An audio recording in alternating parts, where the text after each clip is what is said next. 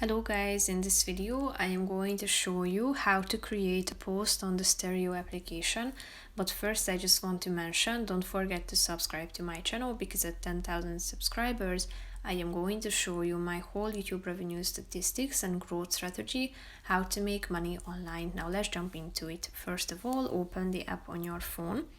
Click on the home button down below in the left side corner of the screen, then go to the top and click on this post button at the top of the screen.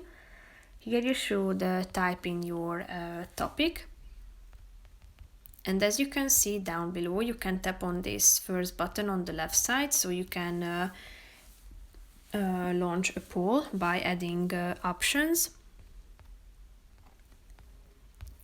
And when you are done, click on the done button at the top. You can insert a link, you can attach a picture to it, or insert an emoji or GIFs, and then click on the post button down below, and then your post will be posted as you can see it here. So that's pretty much it for this video guys. See you in the next one. Bye bye.